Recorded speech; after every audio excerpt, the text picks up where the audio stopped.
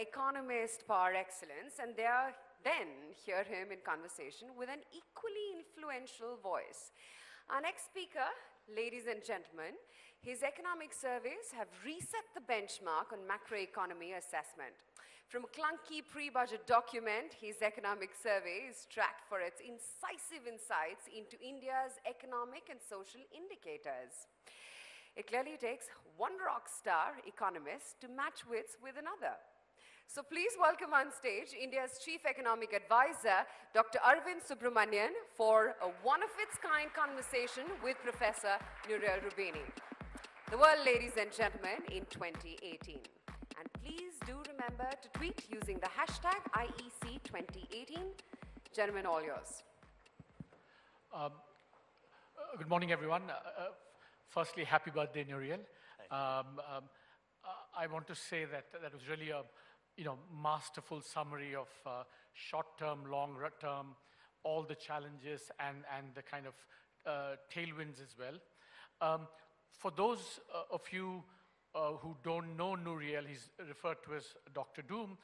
I think what was, for me, really quite amazing about what he did, not just kind of anticipate the global financial crisis, one of the few who did, but also actually spelt out how it might happen in a way that few economists didn't. So Nouriel, a great job on that.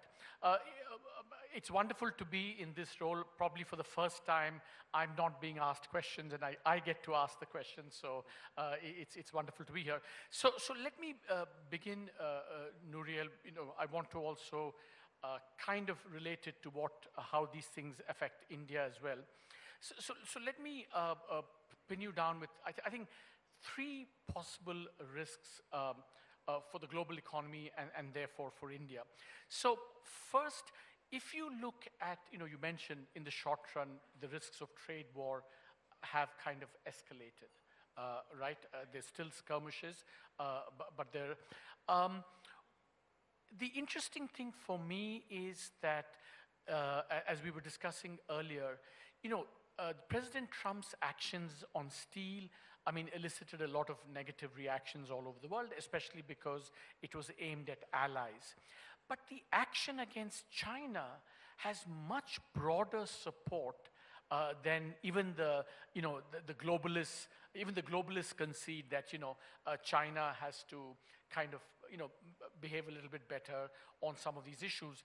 So if actually the actions against China are credible, especially because we have a president who kind of intends to go through with them, how do you then assess the risks of this escalating?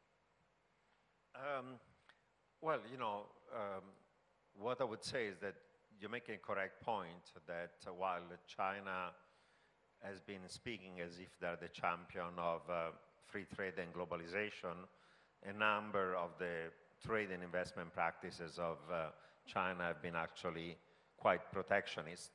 And I think that both US firms, European, Japanese, and also in emerging markets have expressed concern about the long list of things: intellectual property rights, market access, some of the non-tariff barriers, the system of essentially transferring of technology or forcing licensing agreements, reverse engineering and stealing and so on. So I think that on these issues, the US president has a series of valid points, and he has quite support also among Democrats and Republicans, and it's legitimate to address those questions. I would say that my concerns are twofold, however.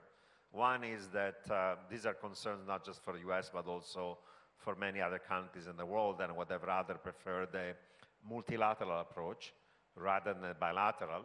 If the US is able to open up the Chinese market for its firms and all its firms, that's trade diversion. If the US tells China, buy more semiconductor from us, and implies that China buys less semiconductors from Korea, Thailand, or Japan, that's a trade diversion. So I prefer a multilateral approach rather than a bilateral one. And there is also the concern that the positive spin is that you're forcing China to address things that they didn't want to address before. The risk is that if you really play hardball on China, and you've been playing hardball unilaterally on aluminum, on steel, on solar panels, on a wide range of other things, on NAFTA, on free trade agreements, and so on, that eventually this could escalate in something of a trade war. We're not yet in a trade war, we're a trade skirmish, but there could be an escalation. So you could see it as a positive way of prying open China and open their markets, but you could also see it as a risk. Right. So for the moment, we should kind of watch, but it's still not too serious.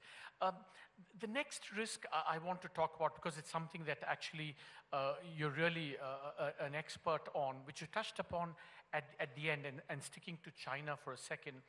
You know, all of us, you and many others have said that if there's one indicator of potential kind of crises or a crisis where the amber lights really flash very brightly, is the buildup in credit in any system. The buildup in credit in China has been just phenomenal. It's not just the level, but the pace at which this has happened. Now it's something like a non-financial sector credit, 170% of GDP, and an increase of about 100 percentage points over a very short time. I mean, you normally would say, watch out, watch out, watch out. But is there something about China that's different that either delays this or actually makes it less likely that it will happen at all, and somehow China will kind of avoid what many emerging market countries have not been able to with this kind of credit binge? I would say that there are some characteristics of China that might delay the onset of a banking or a financial crisis, because in a typical, say, Asian financial crisis or other emerging markets where you have a build-up of domestic and external debt that eventually leads to a currency or a banking or a balance of payment crisis, you had that a lot of this debt was external rather than domestic. The country was running a current account deficit. The country had an overvalued currency. The country was not having a lot of foreign assets. While if you look at China, they run a current account surplus. They have a large amount of foreign assets. Their currency is not overvalued. Of course, they also have capital controls. And they have policy tools to manage this transition. But for the last decade, effectively, China has been kicking the can down the road. And every time there is a slowdown of growth, new round of credit fuel fixed investment.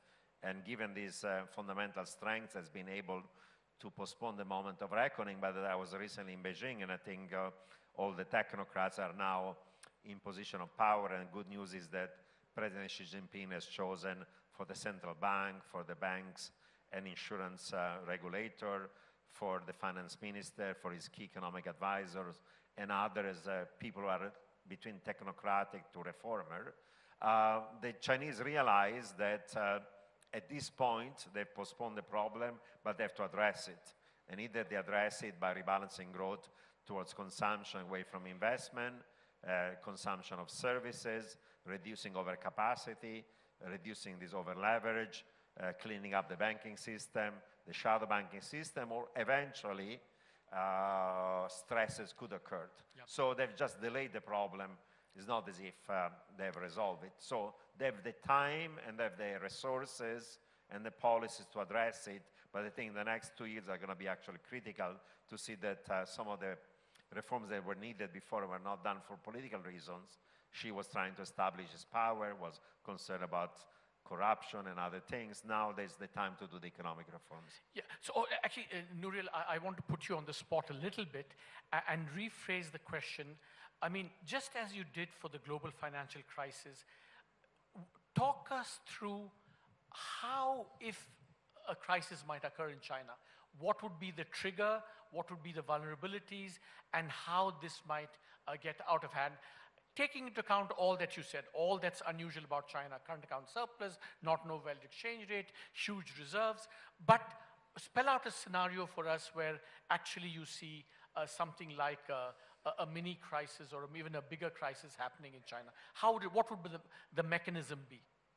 Well, you know, we already have seen the potential for it in the last 2 years, because 2 of the last risk episodes in the global economy, August, September of 2015 and January, February of 2016 were triggered by concerns about the hard landing of China. In both episodes, you had a massive correction of Chinese equity prices, over 30%. There were massive pressure on the currency, and that pressure on the currency led to a massive fall in reserves from 4 trillion to 3 trillion. They lost almost $1 trillion of reserves in spite of running current account surplus. And then they had to really reimpose massive capital controls. They had to reassure that nobody's going to go bankrupt, because otherwise there will be a run against weak financial institutions. They postponed the restructuring of local government and state-owned enterprises. So there were financial stresses, and there were the chances of actually a real banking and balance of payment crisis. And they postponed the problem by doing some reforms, but also imposing capital controls and stabilizing the currency. But my point is, at this point, given the amount of the debt and the speed of the rise of it, given that you have zombie banks, zombie shadow banks, zombie state-owned enterprises, local government, property, and also some parts of the corporate sector, either you address these problems, or if you're going to build more debt on top of bad debt, eventually there'll be something that's going to go wrong. And whether the trigger of it is going to be the real estate sector as opposed to another crash of the stock market or another pressure on the currency, you know, the trigger points can be different ones or a combination, all of them together. And I think that the good news is that the senior policymaker of China realizes these are risks. Risks can be addressed, and they have to do something about them. But they also realize they cannot kick the can down the road for another 5 years. Right. Now, I want to come back to you know, the counterpart of this in India, which is you know, the whole financial sector and what lessons you might have for that. But there's one kind of risk or factor, that probably the only one, Nouriel, which you didn't mention, which is of course of great concern and interest to India, is oil prices. You know, if you think about India, almost all our vulnerabilities, in some sense, have been triggered, macro vulnerabilities have been triggered by rises in oil prices. You know, whether it was, you know, even in 2013, I think the oil price played a big part, in 1990, 1980. So for us, the oil price is, so in the last 2 years, or rather not in the last 2 years, when oil had come down from 147 down, we thought it was really a, you know, a big opportunity for us, you know, and it did actually improve our macro situation tremendously. And I personally also thought that given shale and given the way Chinese demand growth had slowed down, that we were in for a permanent kind of situation where oil prices would really not sustainably go above 55, maybe 60 even. But now, in the last few months, we've seen oil stay and even reach 70, 71 for considerable period of time. So do you think that the old hypothesis that kind of oil price had been capped by shale, that holds, or should we actually revise those views and actually allow for possibly durably higher oil prices going forward? Well, my view is there are some temporary factors that have pushed oil prices above maybe their medium long-term fundamental value.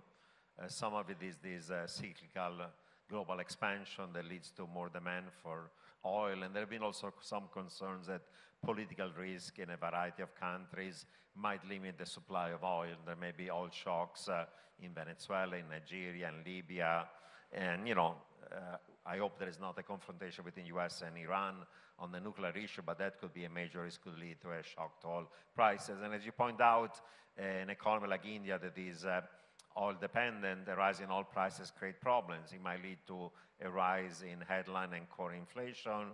It worsens the trade balance. It worsens the fiscal balance. It might force the central bank to tighten more rather than ease more. And while I'm optimistic about the economic outlook of India, say this year, in the future, if there is certainly one risk that could lead to some slowdown of growth being closer to 7 than 7.5, if not lower, will be a rise in oil prices. So in the short run, I think that oil prices could go higher, especially if some of those supply risk materialize. However, medium long term, I think that the story that oil is going to be lower for longer, I think is true for at least a couple of reasons. First one is the shale gas and oil revolution. Today's in the US, but there are massive reserves of shale gas and oil in many other parts of the world. And these shale and gas oil producers have become actually more productive right now. Their break-evens are closer now to $50 a barrel. So as soon as oil prices are above 50, with a delay of a few months, they can essentially put more rigs and pump more shale gas and oil out of the ground. And the supply response is very fast for shale. It's not like major oil projects where you have to invest $10 billion for 10 years before you see a drop of oil like major traditional. The other thing I think is there is a revolution is coming from renewable energy. Today, the cost of wind power, the cost of solar power, and other form of green energy are falling rapidly, and they're going to fall even more so. Solar power in many parts of the world now is cheaper than coal, and therefore coal is going to be something of the future. So you can have cheaper energy and cleaner energy at the same time, and the other revolution is going to be not only that we're going to have a fall in this price of renewable energy, but now with rechargeable batteries and this technology becoming more efficient, we'll be able to store solar power, not just use it in peak time. So if you look medium long term, I think these two trends imply that actually the price of energy should be falling gradually, but this is a horizon of the next 5 to 20 years. Is not what can happen in the next 12 months where short-term factor can keep oil prices higher than otherwise. So we need to be watchful over the short term, but fundamentally we're in a kind of low energy price world. Yeah. The other, I think, question which I've been wanting to pose to you is, if you look at stock price valuations in India and internationally, I mean, would you characterize this as, new normal, irrational exuberance, should be watchful? Just let me make that question a bit more pointed. I think there's one difference between what's happening to stock prices in India and internationally. There are lots of differences, but one critical difference is that you have these equity valuations in advanced economies along with very high bond valuations as well. This, because interest rates are so low, and so you have, in a sense, two kind of possible quote-unquote bubbles. But in India, interest rates, real interest rates are not that low. They're still, reasonably, take your pick, it's something like 2.5%, maybe more, depending on how you measure it. So equity valuations, price earnings ratios are not dissimilar, but under these very different conditions where, you have a potential bond market bubble, or at least potentially one in India. So how should we evaluate, whether our valuations are frothy, normal, especially in an international comparison? Well, the way I would think of it is that if you're looking for advanced economies as opposed to India, as you pointed out, having near zero policy rates and having long-term interest rates until recently very low implied that, of course, money was going to risky assets, and some of these high P ratios, whether in US or other advanced economies, are explained by low interest rates. Now, in India, as you point out, bond yields are much higher. However, there is a global factor, because when valuations are high in US and interests are low, money is searching for yield and is going where valuations are lower, and there's been a flood of money, especially when risk is on as opposed to off, that has gone to emerging market economies, including India. So there's global factor indirectly can affect valuation of India. And as you know, inflows of equity capital into India are less restricted than inflows into the bond market as well. So that's how global factors can affect India, even if bond yields are higher in India. In the case of India, I would say that what explains these valuations, they look like high. They could be justified by fundamental if after a period of time where growth was slower, as we know, demonetization, the introduction of the GST that were actually important economic reform, the way they were introduced implied a slowdown of growth in the short run. If a pickup of growth above 7% is going to occur, and if additional reform are going to occur, and if potential growth is going to go towards 8%, this valuation might be slightly high, but they could be justified by improved economic growth, earnings of the corporate sector, and you name it. But if instead the growth were to surprise on the downside, either because reform don't occur or because the macro policy outlook is not so strong, or if there are global shock like oil prices rising, of course, a correction could occur as well. So it's, I wouldn't call it, of course, a bubble, but whether a correction can occur depends on what's going to be the short-term and the longer-term fundamental of growth of India. Yeah, but it's good that one of the things you point out is that there is a kind of co-movement between equity prices internationally. So, you know, part of it will be determined by our growth prospects and you know, the return of you know, corporate profits, but some of it will also be determined by international factors. So if, for example, you know, the Fed raises interest rates, say 4 times instead of 3, there could be a correction in valuations in, you know, in the US, which could then come back here as well. So we should kind of watch that a bit carefully as well. That's one of the things you're... Yeah, the Fed matters, and of course in periods where there is risk off and there is global risk aversion rising that affects advanced economies, that actually affects emerging market more strongly. And on the trade side, I would say that while India is a less open economy, say, than China, than other emerging markets, one is becoming more open, and therefore trade is going to matter more for India. And there are ways in which protectionism in the world can negatively affect India. For example, you know, the US might impose restrictions to H-1B visas or to the ability of, you know, firms that are in the information technology in India to provide IT services to the United States if US becomes more protectionist. So in your own comparative advantage in IT resources, protectionism by US will be a negative even for India. So we need to wrap up. Let me just ask one, maybe 2 very, very quick questions. First question, what would your advice be to India on how we should address our banking challenges, given what you've, you know, learned internationally?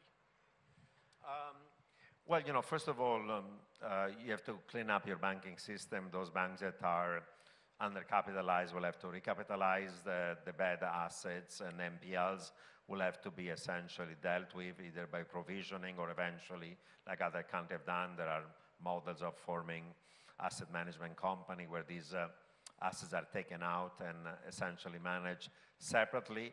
You have to change the governance of your banking system as a way of making sure that the kind of practices occurred in the past are not occurring. And just do you think these governance changes also require changes in the ownership structure? Should we be thinking about less majority public sector? I mean, do you think governance can be changed without you know, ownership changes? Oh, well, there are 2 views. One says that eventually the way to improve governance is to reduce the direct state role in the banking system and gradually, essentially, privatize them. The other one is a model that says if you give the right incentive to the bank managers, if you stop policies in which the banks have to provide credit to favorite sectors of the economy or firms and so on, you change the incentive in the world of the manager and they can behave effectively like private sector firms. So you can do one model or the other ones. And of course, changes also, as was pointed out in corporate law, especially bankruptcy, imply that then in situations in which there are folks that are doing opportunistic defaults, being able to seize the assets are going to also improve the situation for the banking system as well. Great. I think on that note, we should end. One last word. I wanted to ask you your views about what will be the additional economic reform that the government is going to be making in the next few years, because there are elections next year, but there is an important agenda of more to be done. Do we actually have time for that question?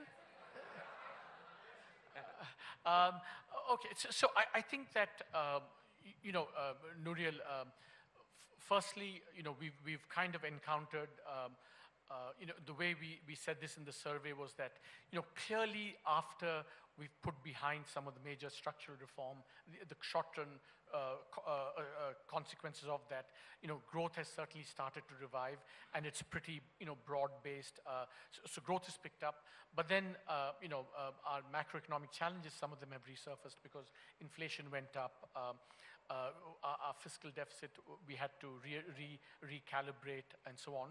But I think that in some ways, I think there are 2 or 3 big reform actions that don't necessarily involve new stuff that we have to do.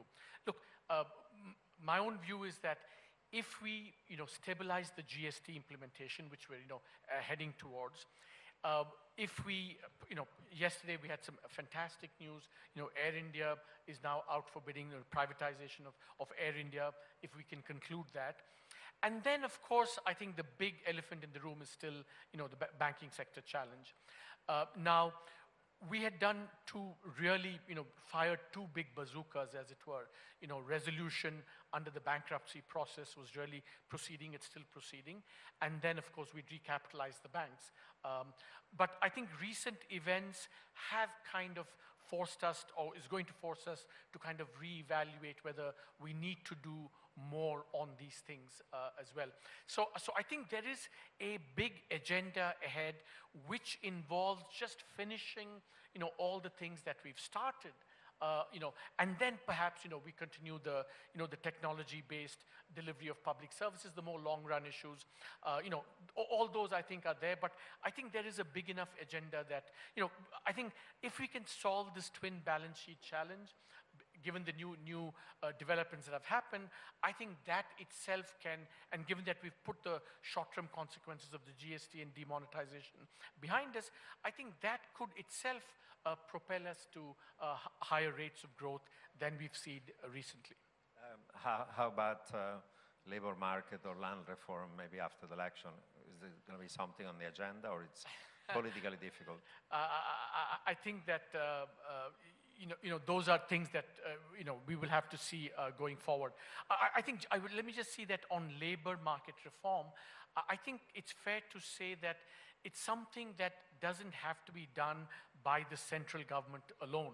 It's something that some state governments started, but we need more and more state governments to follow. So that's an area, like many others, where I think one should not just look at the central government for reforms, but also we have this phrase called competitive federalism. I think it's a very powerful dynamic in India, and I think I would also hope to rely on that going forward as much as whatever the central government will do.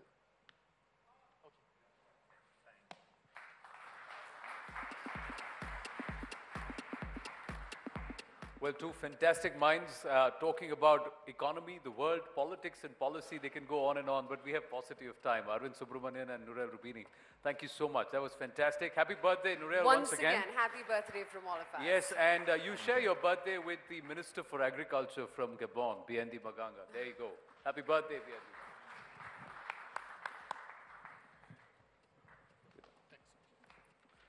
Big round of applause for the 2 gentlemen, please. They've been fantastic.